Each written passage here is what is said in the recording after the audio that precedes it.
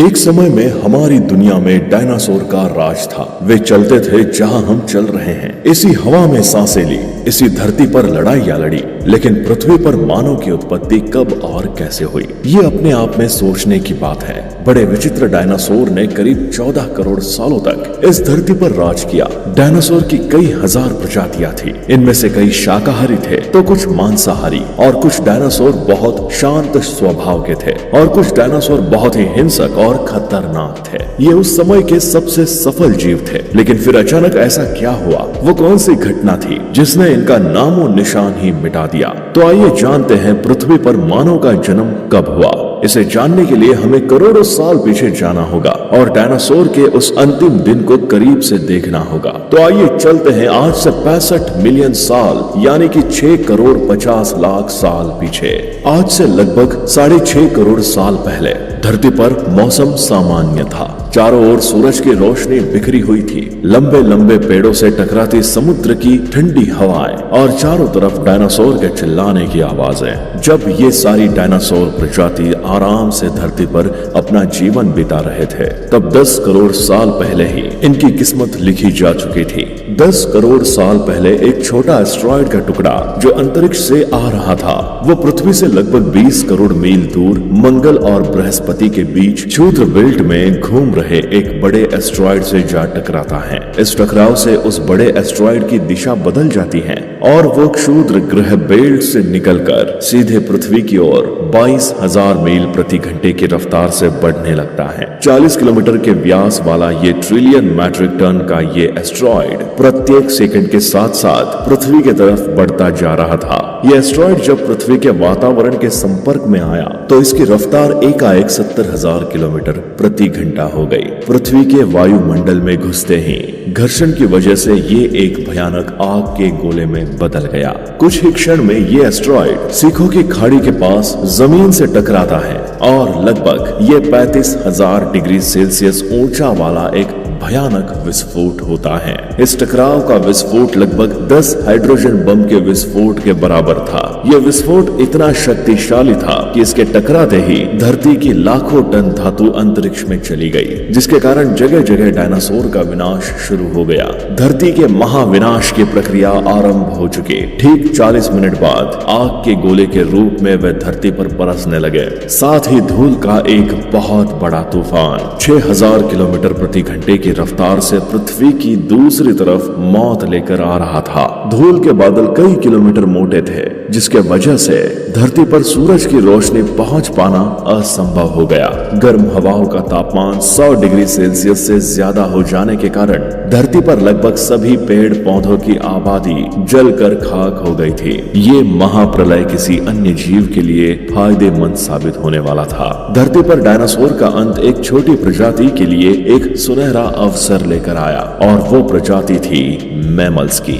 Mammals क्या थे और ये कैसे बच गए महाप्रलय से? आज से करीब 40 लाख साल पहले अफ्रीका के पूर्वी इलाके में एक नए पर्वत श्रृंखला का निर्माण हुआ, ईस्ट अफ्रीकन रिफ्ट वैली का। ये पर्वत यहाँ आने वाले मौसमी हवाओं के लिए एक अवरोध बन गई थी, और इस वजह से यहाँ के जंगलों में बारिश आनी बंद हो गई। यही इसी जंगल में रहते थे। ये पेड़ के ऊपर रहते थे जहाँ उनको खाने की कोई कमी नहीं थी। इस वजह से ये हमेशा पेड़ों पर ही रहते थे। लेकिन अब यहाँ समय के साथ साथ सूखा पड़ने लगा।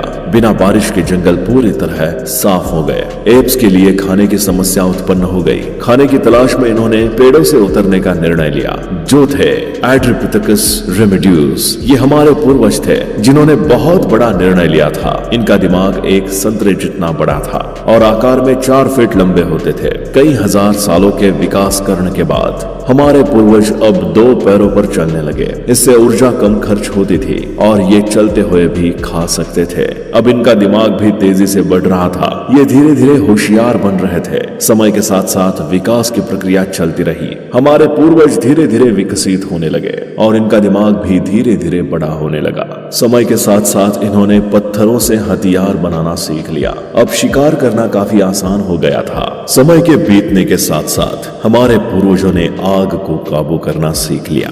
आग की खोज हमारे पूर्वजों के लिए सबसे बड़ी खोज थी। ये उन्हें गर्मी, रोशनी और अंधेरे में सुरक्षा देती थी और उसी वजह से अब परिवार भी बनने लगा। हमारे पूर्वज अब साथ साथ रहने लगे। आग में पका मांस चबाने में कम ऊर्जा खत्म होती थी और इसी वजह से ये ऊर्जा अब उनके दिमाग में खर्च होने लगी। हमारे पूर्वजों का दिमाग अब काफी बड़ा हो चुका था। बात अगर इंसानों की उत्पत्ति की आती है तो वैज्ञानिकों का नजरिया हल्का बदल जाता है। हालांकि अलग अलग वैज्ञानिकों ने इन मामले में अपने अनेक तर्कों को सामने रखा है। अब इसमें कौन सा तर्क ज्यादा सही और सटीक है, इसका चुनाव कर पाना अब भी संभव नहीं हो पाया है। इंसानों की उत्पत्ति के संदर्भ में कई एक वैज्ञानिक ये भी मानते हैं कि जीवन की शुरुआत समुद्री जीवों से हुई और यदि समुद्र से जीवन की शुरुआत हुई तो ये भी निश्चित है कि मनुष्य भी समुद्री जीव ही था और विश्व के सभी बड़े वैज्ञानिकों का समूह तर्क भी यही है। आज से 2 लाख वर्ष पूर्व आधुनिक मानव यानी होमो सेपियंस अफ्रीका से आया और पृथ्वी पर मौजूद पूरी मानव जाति के पूर्वज भी यहीं से आए हैं। अफ्रीका से पूर्व का मानव आधुनिक मानव नहीं माना जाता था और उसको होमो सेपियंस के नाम से जाना जाता है। होमो सेपियंस को दुनिया के सबसे विकसित जीव माना जाता है। इनके भीतर प्रकृति के अनुसार खुद को विकसित करने की क्षमता और योग्यता रखता है। आज से लगभग 1.5 मिलियन साल पहले जब अर्ली ह्यूमन धरती पर आए, जब उन्होंने आज से तकरीबन 15 लाख साल पहले शिकार करने की काबिलियत हासिल कर ली तो उन्होंने इसी काबिलियत के दम पर कई बड़े बड़े जानवरों का शिकार बनाना शुरू कर दिया।